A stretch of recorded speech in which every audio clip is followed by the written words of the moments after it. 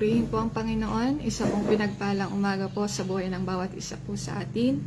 Lalo tigit sa pangalan po ng ating Diyos na buhay. Salamat po sa Panginoon dahil naririto po tayo minsan pa para mag-aral po ng kanyang mga salita at magkatipon sa pangalan ng ating Panginoon. Sa umaga pong ito, atin nga pong papurihan, dakilain, pasalamatan ng ating Diyos sa kanyang kabutihan at katapatan. Hallelujah! Pinupuri po namin kayo, O Diyos. Patuloy po namin kayong dinadakila, pinasasalamatan sa amin pong mga buhay. Tunay kayong tapat, tunay po kayong mabuti, O Diyos. Hallelujah! Hallelujah! Tayo po'y umawit sa ating Panginoon. Pagising sa umaga, naaalala ka, nasasabik ang puso ko, na makapiling ka, umaawit, sumasambat, sumasayaw sa'yo, naghihintay ng pangungusap mo. Pagising sa umaga, naaalala ka, nasasabik ang puso ko, na makapiling ka, umaawit, sumasambat, sumasayaw sa'yo, naghihintay ng pangungusap mo. Ayaw kong magkulang ng kapangyarihan mo, ayaw kong magkulang ng kabanalan mo. Jesus, dakila ka, tanging sandigan ko, lakas ko ay nanggagaling sa'yo. Ayaw kong magkulang ng kapangyarihan mo, ayaw kong magkulang ng kabanalan mo. Jesus, dakila ka, tanging sandigan ko, lakas ko ay nanggagaling sa'yo. Lakas ko ay nanggagaling sa'yo. Hallelujah! Tunay nga, Panginoon, ang kalakasan po namin ay nagmumula lamang po sa inyo. Salamat po, O Diyos, sa panibagong umaga na ibinibigay niyo po sa buhay ng bawat isa po sa amin, sa kalakasan na amin pong taglay sa umagang ito upang minsan pa kayong makatagpo. Panginoon, makinig ng inyong mga salita, mapalakas, O Diyos, at patuloy na mapagpala, Panginoon. Salamat po, Lord. Ako po na inyong lingkod na gagamitin. Tago niyo po ako sa inyong likuran. Kayo lamang po magpakahayag. At naman po ang aming mga sitwasyon, nasaan man kami, Panginoon, ay patuloy niyo kaming abutin, Panginoon. Salamat po, Lord. Minsan pa, tinitiwala po namin ang katagumpayang ito at binabalik namin sa inyo ang pinakamataas na papuri. Salamat at pagdakila sa pangalan ng aming Panginoong Jesus. Amen and amen. So, purihin po ang pangalan ng ating Diyos na buhay ngayon pong umagang ito at darako na po tayo sa kanya pong mga salita. Pinagpalang umaga po sa bawat isa at ang atin pong pag-aaralan ay matatagpuan po sa aklat po ng Juan sa John chapter 15 verses 4 and 5. Sa aklat po ng Juan, ang kabanata po ay 15, ang talata po ay 4 hanggang 5. Ito po ang sinasabi ng salita po ng Diyos, manatili kayo sa akin at mananatili din ako sa inyo. Hindi magbubunga ang sangang hindi nananatili sa puno, gayon din naman hindi kayo magbubunga kung hindi kayo mananatili sa akin. Ako ang puno ng ubas at kayo ang mga sanga. Ang nananatili sa akin at ako sa kanya, ang siyang nagbubunga ng sagana, sapagkat wala kayong magagawa kung kayo'y hiwalay sa akin. So purihin po ang pagkabasa ng salita po ng Diyos. At sa panahon natin ngayon, sa ating panahon ngayon nga po, ay marami ang nagsisik o naghahanap ng kalakasan, ng kapayapaan. At tinatanong, ano ba yung ating purpose? So, at dito ay madalas nakakalimutan natin, na yung kalakasan pala, yung kapayapaan at kagalakan pala ay nalilimutan natin kung sino talaga yung source, yung ating Panginoon. Kaya pinapakita sa atin, ng verse na ito, na yung susi, sa mabungang pamumuhay, at tapat na pamumuhay, ay sa Panginoon. Sa pananatili natin, sa Panginoon, sa pag-a-abide natin, sa ating Panginoong Jesus. Kaya, hinihikayat tayo, ng talatang ito, ng salita ng Diyos, na tayo ay manatili o maging connected, mag-stay connected tayo, sa ating Panginoong Jesus. So, sa umagang ito, may ilang bagay po tayo, na pag-uusapan, base dito sa atin pong, binasa, na talata. So, sa unang puntos po, may 4 na bagay po tayong pag-uusapan. Sa unang puntos po, na ating pag-uusapan ay the call to remain. O yung, tawag dito, hinihikaya tayo ng Panginoon na tayo ay manatili sa Kanya. Sabi po dito sa John 15 verse 4, remain in me as I also remain in you. So, hinihikaya tayo ng Panginoon na tayo ay manatili sa Kanya. So, ini-invite tayo ng Panginoon sa mas malalim na relasyon. Hindi lang basta hindi lang po basta sa religion na meron tayo. Kung hindi talaga meron tayong relationship with God, meron tayong malalim, deeper relationship, hindi lang basta yung religion na ating kinabibilangan o yung organization na ating pong kinabibilangan. So hindi lang sa religion hindi lang tayo kinakategorize as believers, followers, or Christian. Kasi minsan kapag tinanong ka, di ba, saan ka kabilang? Ay, Kristiyano po ako. Ay, ako po ay tagasunod ni Kristo. Ay, ako po ay mananampalataya.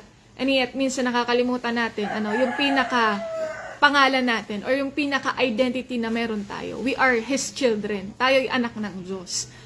Yun yung nalilimutan natin Oo, nakakategorize natin yung sarili natin as believer, as followers of Christ, as as Christians, and yet minsan nakakalimutan natin na tayo ay anak ng Diyos. So, na dapat ay hindi natin makalimutan, kasi yun yung relasyon talaga na meron tayo Pagka ang pinag-uusapan po natin ay relationship with God sa ating Panginoon, yun talaga yung dapat na identity na dinadala natin, na tayo ay kanyang mga anak. So, yun yung relasyon, na meron tayo sa Panginoon, na dapat ay hindi natin kinakalimutan at lagi nating dala-dala. So, sa pananatili natin sa Panginoon, kinakailangan ay talagang nabibuild yung relationship natin. So, sabi nga, ang pagre-remain sa Panginoon ay means daily communion, not just occasional check-ins. Ibig sabihin, ay araw-araw talagang kinakatagpo natin ng Panginoon. Hindi lang occasional check-ins. Ibig sabihin, kapag linggo, Kristiyano tayo kasi nasimba tayo, o kapag may mga gawain lang tayo Kristiyano, o kapag nafe-feel lang natin na kausapin ng Diyos, o manalangin, o nafe-feel lang natin na magbasa ng salita ng Diyos, ay yun na yun. Hindi po. Ang pagre-remain sa Panginoon, kinakailangan nito ng daily communion. Ibig sabihin, araw-araw talagang kinakatagpo natin ng Panginoon. Araw-araw ay gusto nating makaulayawan ang Diyos. Kaya nga po meron tayong daily devotion di ba? Ito po araw-araw nating ginagawa para ma-meet talaga natin ang Panginoon. Kasi yun yung kinakailangan para ma-build yung relationship po natin sa isang pamilya, sa isang relasyon, sa isang buhay mag-asawa, So, hindi mabibuild yung relationship, hindi lalalim yung pagkaunawa nyo o pagkakilala nyo sa isa't isa o sa pamilya, hindi lalalim yung samahan, kung walang communication. So, ganun din po sa Panginoon. Kung wala tayong communication sa Lord, hindi mabibuild yung strong na relationship natin.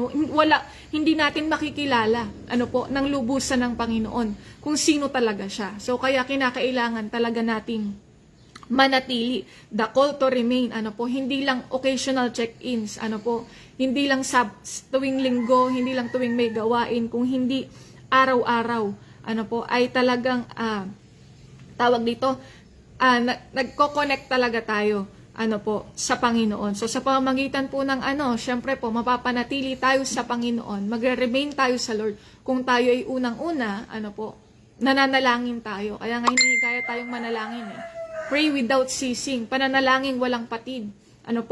Pangalawa, yung ating pagbabasa, ng salita ng Diyos, hindi lang basta pagbabasa, kung hindi meditation of His words. Yung pagme-meditate, pagbubulay-bulay, ng salita ng Diyos. Pangatlo, yung ating mga pagsamba. Pang-apat, yung pag-attend natin ng mga church services, hindi lang po basta online, kung hindi dapat nag-e-effort tayo na tayo ay makarating, sa templo ng Panginoon upang doon talaga tayo makasamba at makapagpuri sa ating Panginoon. So, kung tayo talaga ay nananatili sa Panginoon, sabi ng salita ng Diyos, mananatili din ng Diyos sa atin. So, araw-araw, sikapin natin na ang ating Diyos ay talagang makatagpo po natin. Hindi lang tuwing linggo, hindi lang tuwing may gawain, hindi lang tuwing nafe-feel natin, na gusto lang nating makatagpo ang Diyos, kung hindi araw-araw ay kinakailangan ay makaulayawan po natin ang Panginoon. Tandaan po natin, tayo po ay hindi lang kabilang sa organisasyon, hindi lang tayo basta mananampalataya, tagasunod o Kristiyano, kung hindi yung relasyon talaga natin sa Panginoon ay tayo kanyang mga anak. We are the children of God. Yun yung pangalan, yung identity na dapat dinadala natin para mas makapanatili tayo sa ating Panginoon. So, purihin po ang Panginoon. Kailangan nating manatili, stay in the Word, stay in prayer, stay in His presence. Manatili tayo sa Kanyang salita, manatili tayo sa pananalangin, at manatili po tayo sa Kanyang presensya. Amen po. Sa pangalawang bagay po na ating pag-uusapan, base dito sa ating binasang talata, the fruit of remaining. Yung bunga ng ating pananatili sa Panginoon. Sabi po dito sa John 15 verse 5, if you remain in me and I in you, you will bear much fruit. Kung tayo nanatili sa Diyos, at nananatili ang Diyos sa atin, tayo ay magbubunga. So, yung fruit, yung nare-represent po nun, yung ating spiritual growth, yung ating good works, at yung ating Christ-like character. So sabi nga po sa Galatians 5:22-23, pero ang bunga ng Espiritu ay pag-ibig, kagalakan, kapayapaan, pagtitiyaga, kabutihan, kagandahang loob, katapatan, kaamuan, at pagpipigil sa sarili. Walang batas laban sa mga ganitong bagay. So, purihin ang Panginoon. Kung tayo nananatili sa Panginoon, syempre, kinakailangan, nakikita rin na nagbubunga talaga tayo. May bunga yung pananatili natin. Sabi nga dito, yung bunga ng Espiritu ay yung pag-ibig, yung kagalakan, kapayapaan, pagtitiyaga, kagaya ng binasa po natin dito sa aklat ng Galatia, na kinakailangan ay talagang natataglay po natin. So, sa pananatili natin sa Diyos, hindi pwedeng walang nababago po sa atin So, kailangan may bunga talaga yung pagsunod natin sa Panginoon. Hindi yung 10 taon na tayong Kristiyano, matagal na tayong mananampalataya, ay wala man lang nabago po sa atin. Hindi po ganon. Kinakailangan sa pananatili natin sa Diyos, araw-araw may bunga na tayong nakukuha mula sa Panginoon. May bunga, na nagre-reflect dapat sa atin. Na kung dati kilala tayong nagmumura, ngayon nagmamahal na tayo. Kung dati ay kilala tayo sa mga kung ano pa mang mambansag dahil hindi tayo mananampalataya, kilala tayong marites, ngayon kilala ka ng evangelist kasi hindi na chismis yung chinichismis mo kung hindi salita na ng Diyos ang inihahayag mo.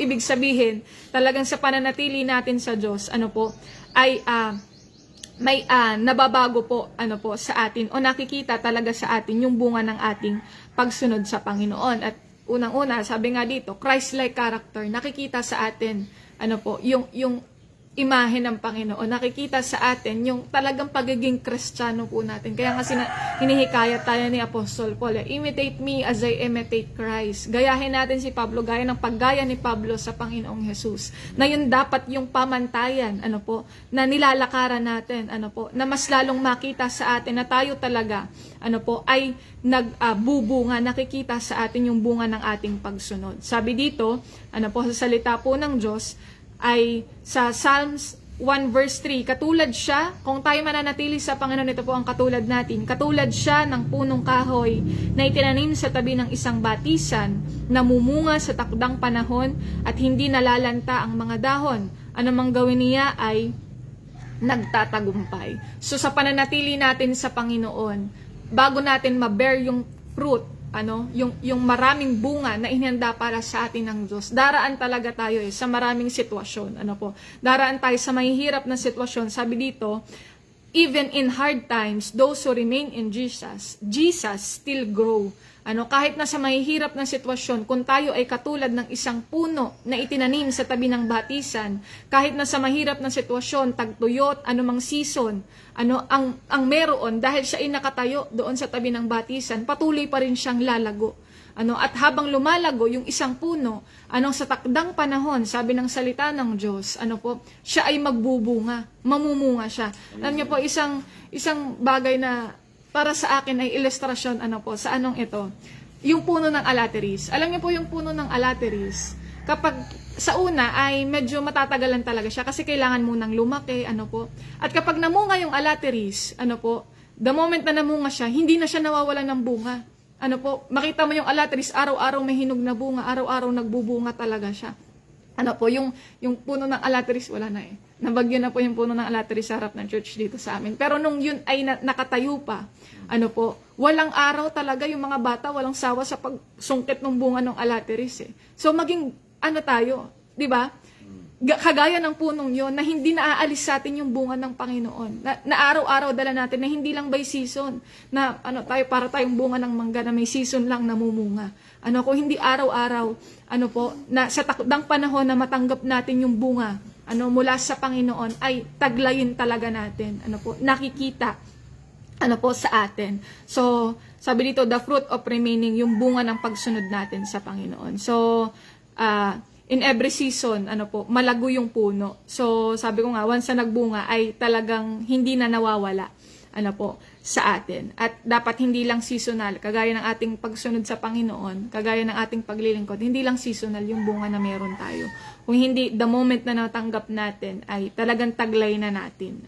So, kung i-evaluate natin yung ating buhay, ano ba yung fruit na binibear ko? Ano ba yung fruit na dala-dala ko? Meron ba akong patience? Meron ba akong peace? Meron ba akong love? O may joy ba sa akin?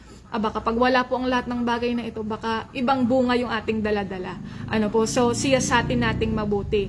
Baka minsan ay mabilis magagalitin tayo, onting talagang pati pusa, pati aso sa kalsada nasisipa natin kasi mainit yung ulo natin, So baka wala tayong self-control, So wala tayong pagtsatsaga, wala tayong pag-ibig sa kapwa, So kinakailangan ay nakikita, talaga sa buhay ng bawat isa po sa atin. Sa pangatlong bagay po na ating pag-uusapan ay the danger of disconnecting.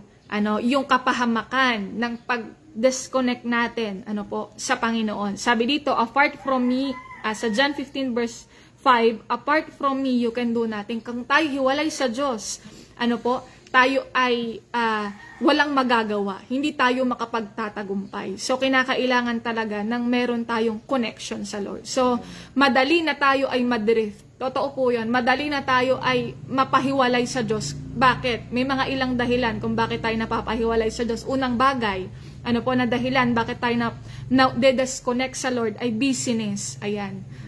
Masyado tayong busy sa trabaho, sa pamilya, sa business, business, sa mga kaabalahan, marami tayong kaabalahan, na minsan hindi na tayo nakaka-attend ng gawain ng Diyos kasi bakit? May trabaho, may mga bagay kang inuuna kaysa sa Panginoon, may mga bagay kang, alam niyo po yun, maraming distraction, maraming business, kaabalahan, na nangyayari sa atin, na nagiging dahilan na wala ka ng time mag-devotion, wala ka ng time manalangin, magbasa ng salita ng Diyos. Alam niyo po yun, masyado tayong busy sa mga bagay-bagay. So, yun yung nagiging dahilan, ng disconnect, kaya tayo na-disconnect sa Panginoon. Pangalawang bagay, anong nagiging dahilan? Distractions. Yung maraming, maraming sa Tagalog, distraction, maraming gumugulo. Unang-una, minsan ay ginugulo tayo sa pamamagitan ng ating mga karamdaman. Ayan, kapag may sakit tayo, minsan nawawalan na tayo ng pag-asa na ayoko nang magsimba, ayoko nang kasi parang hindi na ako gagaling o ganito o ganyan. Problema sa pamilya, problema sa kalusugan, problema sa financial, maraming distraction na ginagawang kaway na minsan nagiging dahilan, ng pagkawalay natin sa Diyos. Kasi iniisip natin na gumawa ng sarili nating paraan. Ano po? So, maraming distraction. At ito yung pinaka nagiging dahilan ng pagkawalay natin sa Diyos. Kasalanan. Yan. Kasalanan po talaga kung bakit tayo nade-disconnect sa Lord. Kasi sabi nga dito sa Isaiah 59 verse 2, ang mga kasalanan ninyo naglalayo sa inyo sa Diyos, dahil sa mga ito, tinalikuran niya kayo at hindi niya pinapakinggan ang inyong mga dalangin. Yan po, yung kasalanan talaga, yung nagiging dahilan ng pagkalayo natin sa Panginoon. So, ang Panginoon, minahal niya tayo, sabi nga, minamahal tayo ng Diyos, pero yung kasalanan ay yan ang ayaw ng Panginoon sa atin. So, kinakailangan, kung ayaw nating mapalayo sa Diyos, alisin natin yung kasalanan na tinataglay po natin, na meron pa sa atin, na may natitira pa sa atin. So, yung kasalanan na yan, ang nagiging dahilan para hindi marinig ng Diyos yung panalangin natin. Yung naglalayo sa atin sa Panginoon, na bakit parang minsan malayo sa atin ng Diyos, dahil baka may mga instances, na talagang yung kasalanan ay nararito pa sa atin. So kinakailangan po natin alisin, kinakailangan ay talagang linisin natin, magpalinis tayo sa Panginoon. Sabi dito, when we disconnect to God, we lose clarity, strength, and direction. Totoo po yun. Pag tayo hiwalay sa Panginoon, mawawala na yung clarity. Hindi mo na alam kung tama ba yung ginagawa mo, o nasa kalooban ka pa ba ng Diyos, o hindi na, o wala, gulong-gulo na yung isipan mo. At strength, totoo po yun. Kapag tayo ay himawalay sa Diyos, dahil siya yung source ng kalakasan natin, mas lalo tayong manghihina. Mas lalo tayong manlulupaypay. At isang bagay pa, na kapag tayo nahiwalay sa Diyos, wala na tayong sense of direction. Hindi na natin alam, na tama, katulad sinabi ko sa inyo kanina, tama pa ba yung ginagawa ko? Ito ba'y kalooban ng Diyos? Ito ba'y, alam nyo po yun. So, wala na. Hindi na tayo makapagtatagumpay pa. Hindi natin makikita yung bagay na hinda ng Diyos kung tayo ay magde-disconnect sa Kanya. So, kagaya ng isang telepono, kung ang telepono ay chinarge mo ng full charge, sa ilang oras magagamit mo siya. Magagamit mo siya, mapapakinabangan mo. Pero kapag kayan ay dumating yung cellphone sa point na talagang palobat na siya, may mga application na hindi mo na pwedeng gamitin. Kasi bakit? Hindi na kaya ng battery percentage niya katulad ng camera, di po ba? Kapag sobrang baba na ng percentage, yung camera hindi na siya magamit. Yung flashlight, hindi na muna mabuksan. Sa paglilingkod natin sa Panginoon, kung tayo ay disconnected sa Lord, nagkakaroon ng burnout, parang cellphone. Hindi na mapapakinabangan, napapagod na, nanlulupaypay na. Yung ministry na ginagawa natin ay responsibility na hindi na calling. Na parang responsibilidad ko to kasi araw-araw ko tong ginagawa, kailangan nagiging routine na po yung pagsunod natin sa Panginoon. So, kinakailangan talagang connected tayo lagi sa Panginoon. At para hindi natin maranasan yung burnout sa ministry, kinakailangan talaga na wag tayong wumalay sa Panginoon. So, minsan kapag tayo ay nahihiwalay na, doon na natin nararanasan yung pagod, yung mapapa-question na tayo, sa mga sitwasyon natin, sa paglilingkod natin sa Panginoon. Kasi bakit? Yung connection, nawawala. So, you are doing your ministry out of responsibility kasi bakit inutos ni pastor, inutos ni elder, inutos ni kapatid, inutos ni ganto, ni ganyan. So, para hindi tayo ma-burn out, yung strength na kailangan natin, kuhanin natin sa Diyos, maging connected po tayo, palagi, sa Panginoon. So, kung nafe-feel natin na, Lord, parang ang layo ko na sa inyo, Lord, na parang unti-unti nawawala na yung yung passion sa pagsunod, o nawawala na, parang ganun, parang lumalayo ka na sa Panginoon. So, sabi nga dito, Jesus is always ready to reconnect. Lagi siyang handa na mag-reconnect sa atin. Tayo lang yung humihiwalay Ang Diyos lagi pong handa na tayo ay katagpuin. So, manatili tayo sa Panginoon at mananatili din siya sa atin. So, sa pang-apat at huling bagay po na ating pag-uusapan ay the reward of remaining. Kung kanina, the danger of remaining, ngayon naman, yung reward. Reward ng pananatili. Ano ba sa Tagalog ng reward? Gantimpala ng pananatili sa Panginoon. Sabi dito, those who remain in Christ, sabi dito sa John 15 verse 7, kung nananatili kayo sa akin at nananatili ako sa inyo, ang aking mga salita nanatili sa inyo ang aking mga salita, hingin ninyo ang anumang inyong nais ninyo at matutupad iyon para sa inyo. So those who remain in Christ receive answered prayers. Kapag tayo nananatili sa Panginoon, talagang matutugunan yung ating mga panalangin. Yun nga lang, sabi nga natin, sa pananalangin sa Diyos, may 3 bagay na tugon ng Panginoon. Una ay oo. Kapag oo ang tugon ng Diyos sa panalangin natin, ibig sabihin, talagang kalooban ng Diyos po yan para sa atin. Pangalawa, yung tugon ng Panginoon ay hindi. Hindi dahil ayaw ng Diyos, hindi dahil rejection, baka madalas yan ay redirection from God. O yung simply no ng ating Panginoon ay not yet, hindi pa talaga para sa atin. At sa pangatlo na tugon ng Panginoon ay maghintay. Ibig sabihin marami pang bagay na inihahanda para sa atin ng Diyos. Kaya hindi niya pa tinutugon yung panalangin na meron tayo. At sa pananalangin natin, ay hindi naman lahat, kasi baka mamaya, hindi naman lahat binibigay ng Diyos kasi baka mamaya, yung hinihingi pala natin, ikapapahamak na natin. Akala natin maganda para sa atin, pero sa Panginoon, hindi pala. Kasi bakit? May mas maganda siyang plano. So, ang tumutugon ng Panginoon, unang-una sa kanyang kalooban, pangalawa, tumutugon ng Diyos sa kanyang kapanahunan. Kaya, patuloy lang tayong manatili sa Diyos. Patuloy lang tayong sumunod at maglingkod. Amen? So, pangalawa, those who remain in Christ experience deep joy. Sa 15 verse 11 pa rin po ng John, sinabi ko sa inyo ang mga bagay na ito upang mapasa inyo ang kagalakan ko at nang gayon ay malubos ang inyong kagalakan. Ayan po. So, kung tayo mananatili sa Diyos, yung kagalakan ay ibibigay talaga sa atin ng Panginoon.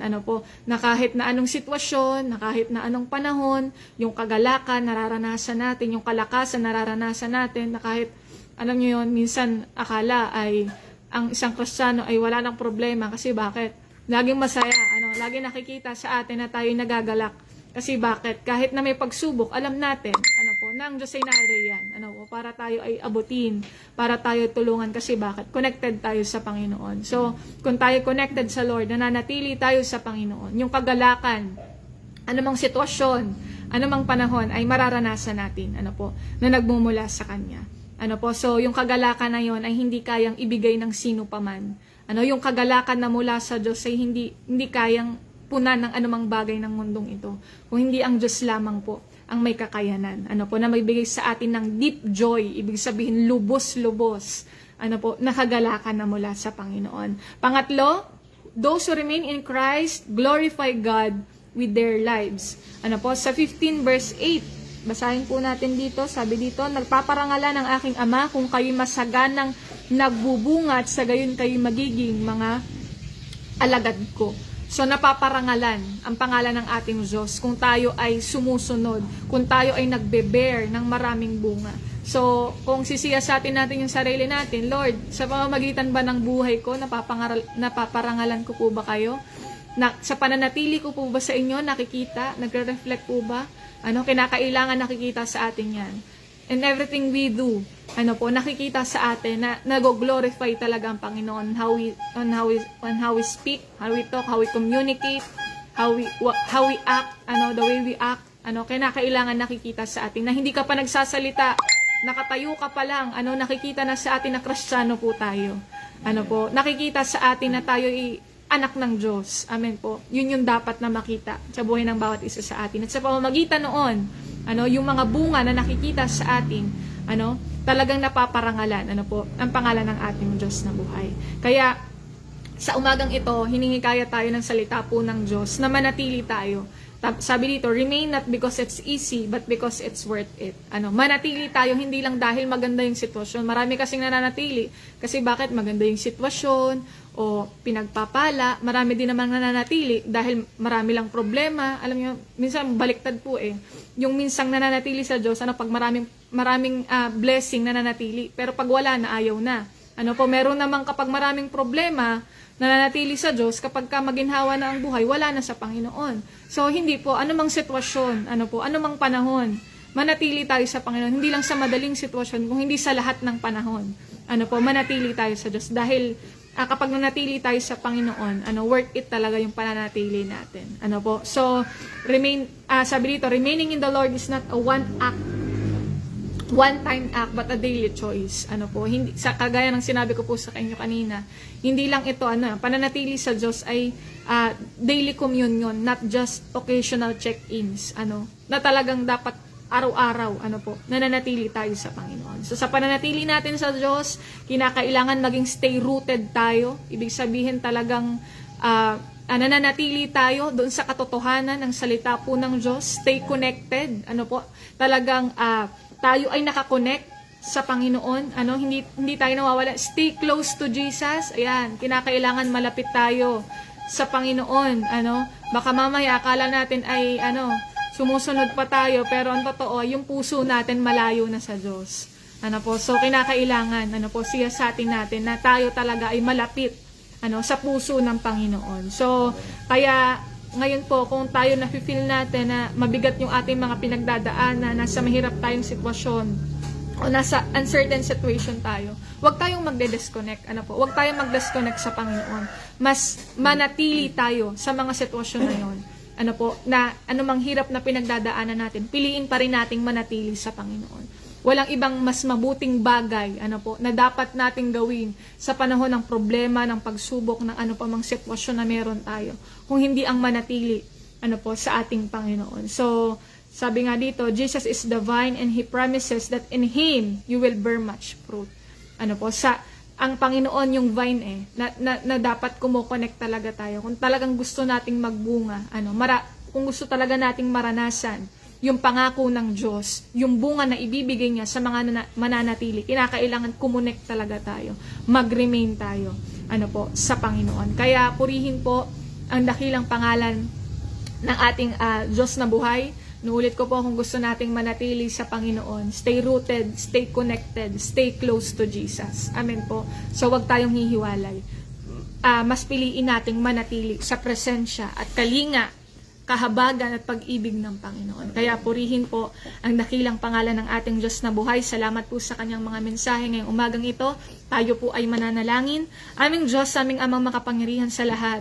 Marami pong salamat, O Diyos, sa inyong mga mensahe na amin pong napag-aralan sa umagang ito, na patuloy nyo kaming hinihikayat na manatili sa inyo, na tama lang, Panginoon, na aming dapat gawin bilang kami mga anak ninyo, na talagang ma-build yung aming relationship, Lord, sa inyo, O Diyos. Salamat po, Panginoon, sa mga ganitong gawain, O Lord, na araw-araw nakakatagpo namin kayo, nakakaulayawan namin kayo, na mas lalo pa namin kayong makilala, O Diyos, at mas mapalalim, Panginoon, yung aming relasyon sa inyo. Kaya naman, Lord, sa mga nanonood ng live, Lord, sa mga naririto, Panginoon, ay patuloy, Panginoon, na masaganin ninyong pagpapala ang aming pong mararanasan na nagmumula po sa inyo. Lord, ano man ang aming mga gagawin sa buong maghapong ito, magkatrabaho man kami, magme-ministeryo, papasok sa school, O Lord, ang mayaman ninyong pagsama at pag-iingat ang aming pong mararanasan sa aming pong mga buhay. Salamat po, O Diyos. Minsan pa ay sa araw ng bukas, idako niyo muli kami sa inyong gawain ito at makatagpo kayo,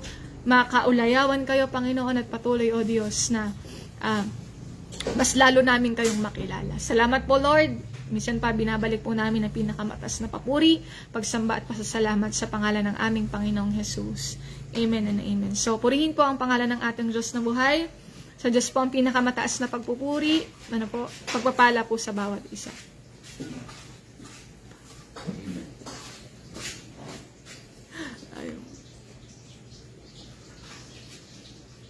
God bless us all po. Ayaw po mamatay. Ayaw.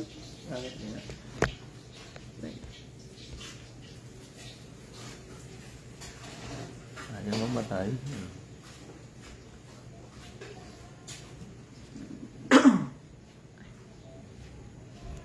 Ayaw. Ayaw po mamatay ng live.